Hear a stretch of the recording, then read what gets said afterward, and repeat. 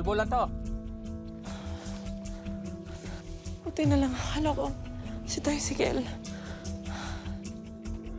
Mayor.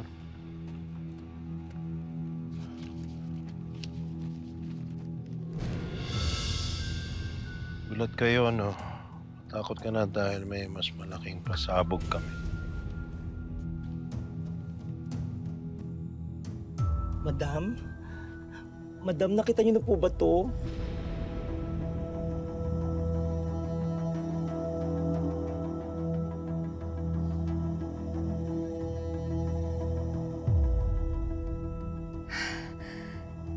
Pagkatapos ng mahabang panahon, mukhang nakahanap na ng katapat ang mga heneroso. At kung si Enrique man yun, mukhang magkakasundo kami. Nararamdaman ko na nalalapit na ang pagtatapos ng paghahari ng mga heneroso. Lahat ng naagrabyado nila, mabibigyan ng hustisya.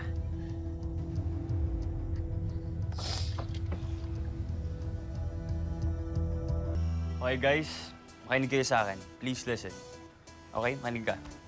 So I guess lahat naman tayo aware sa sunod-sunod na masamang nangyayari dito sa Ulilang Kawayan, di ba?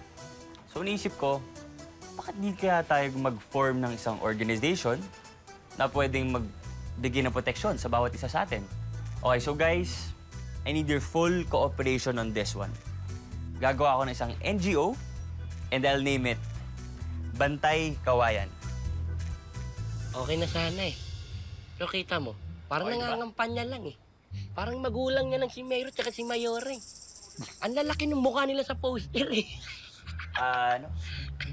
May sinasabi ka ba, Bogart? Ah, wala Sir Kobe. Wala, ang ganda ng poster, ang gwapo mo dyan. Bagay pala sa'yo naka-formal, hindi ganyan. Sorry. Sige, okay. Salamat sa appreciation mo, Mr. Bogart. Ah, that's not a problem. Okay, anyway, as I was saying, obviously, we need to protect our families, our loved ones, our properties, lahat, di ba? So dito sa organization na to, lahat tayong magkakaroon ng chance na tumulong sa kapwa natin. At hindi lang sa Barangay Labuyo, kundi sa buong Ulilang Kawayan. Ay, kung ganun, magbo-volunteer ako. Sir Kobe. Good. Ah, Okay. Malamang may libreng foods din dyan. Sali rin ako. parang batang walang makain. Ako din, mag-volunteer ako. Mahirap na pag may emergency. Kailangan ng, alam mo na. Oo nga. Ako, sali ako. Mr. Sir Boss Kobe. Bakit, oh? Suportado ako dyan. Magbo-volunteer din ako. Mismo. Salamat, Emong. Sigurado ka ba na desisyon mo na ganyan? Baka nang pinagtitripan mo lang yan. Watch and learn.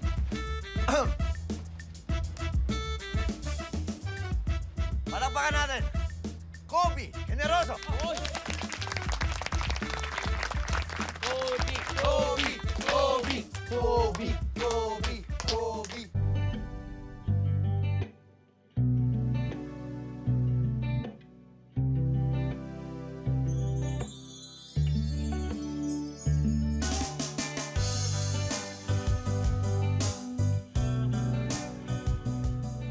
Jelay, it's you. Yes, it's me. How are you doing? Okay naman. Anong ginagawa mo dito? But Mahabang storya. Pero, Jelay, nandito ako bilang volunteer na magbabantay sa'yo. Ang totoo nga niyan, sobrang jahe nga. Kasi isipin mo, para ko pinopromote na rin yung nakaaway ko sa puso mo. oo nga. Diba? Pero Emong, bakit? Kaya ko naman ang sarili ko ah. Hindi ko kailangan ng security guard. Op! Excuse me, sinasabi security guard. Magkaiba ang volunteer at security guard. Kasi una sa lahat, ang mga security guard, may sahod yan. Ang volunteer, wala. Nga. Pero, nagsisilbi ng tapat at buong puso. Pero, kung sasahuran mo ko ng napakatamis mo mga ngiti, para mo na rin akong sinahuran, may bonus pa. Ganon? Oo naman. Ganun na ganun.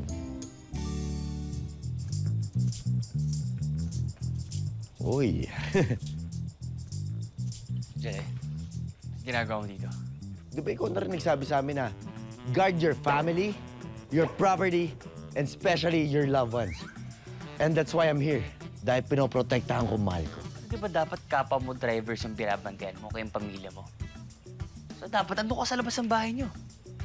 Okay, so if you want, sige, doon ka sa labas ng terminal ng Labtoda. Bossing, parang hindi yata tayo nagkakaintindihan dito. Kasi isipin mo, kabago-bagong palang chairman ng Bantay Kawayan, pero parang nagiging diktador ka eh. Parang hindi na maganda yun, tsaka malabo yun. Malabo, pare. Wow, ako pa malabo ngayon. Ayoko lang talaga ng gulo kasi nandiyan si Jelly. Pero sige, ganito. Total, ako naman nauna dito. Bakit hindi ka maghanap ng ibang babantayan mo? O di kaya, para patas tayo. Shifting. Ako magbabantay kay Jelly ngayong gabi, tapos kinabukasan, ikaw naman. Hindi pwede yun. Ba't hindi pwede? Patas nga yun eh. Teka, tama na. Baka kung saan pa humantong tong usapan na to. Kobe, sige na. Okay na muna si Emong naiwan dito. Okay, sige. Pero sa susunod ako naman na.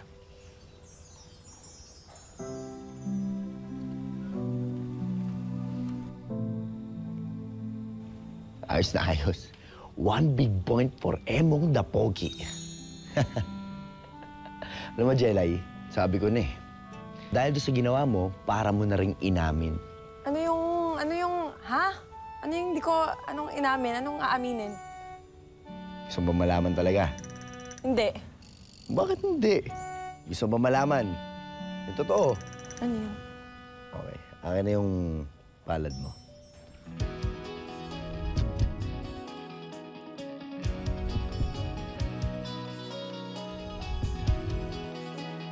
Tig-tig. Oh, tapos? Tapos? Buhay ka, kaya tumutunog yung puso ko ng ganyan. Ganun talaga.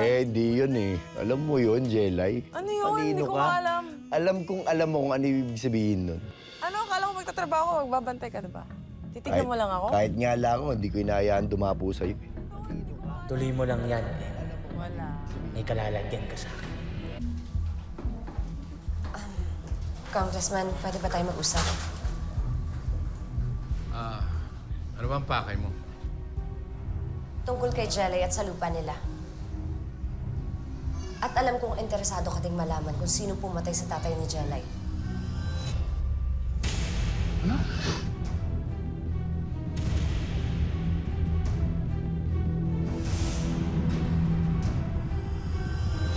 Ako, salamat. Anak, bilisan mo ang pag-park at hihintayin ka namin magkapatid dito. Opo, Nay. Ha? Sige. Tara na.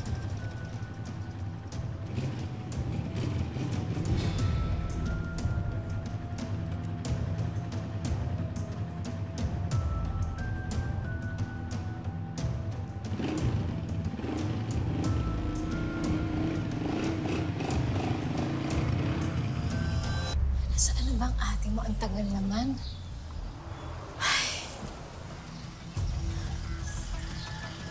Ayan na. Nandiyan na yung ate mo.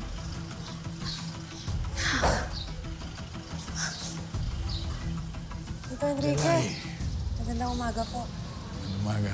Buti naman dumating ka. Yeah. Magandang umaga. Tulad ng sinabi ko sa inyo, nakausap ko si Georgina. Malaking inala niya na ang pamilya Generoso may kagagawa ng lahat ng mga kaguluhan dito sa bayan na ito. Lalong-lalo na sa pagkamatay ng tatay mo, Jelay.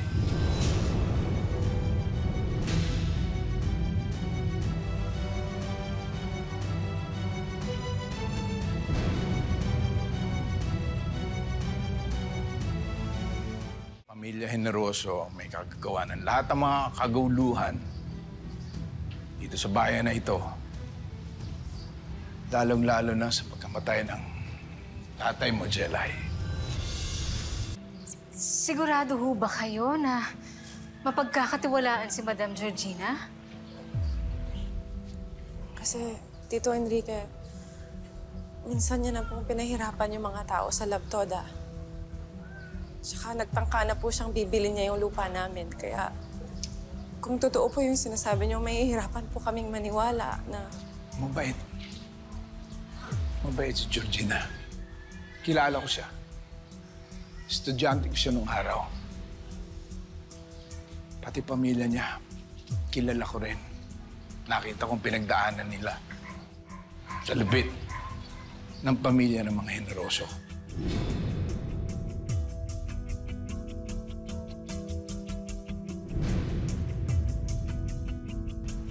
Sige po, naririnig ko po yung sinasabi niyo.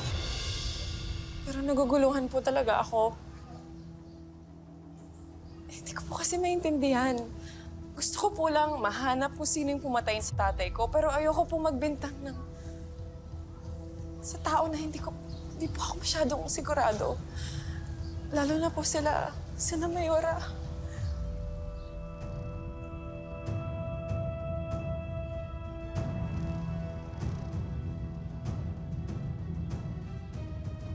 Totoo ang sinasabi ni Congressman Enrique.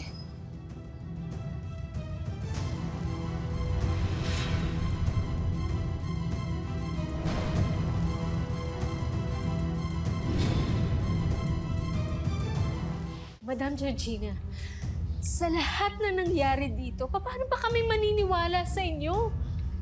Oo, alam ko, nagkamali ako. Dahil nanaig yung galit sa akin. Sa pinagdaanan ko sa mga Generoso. Pero magpapaliwanag ako sa'yo, Jelay.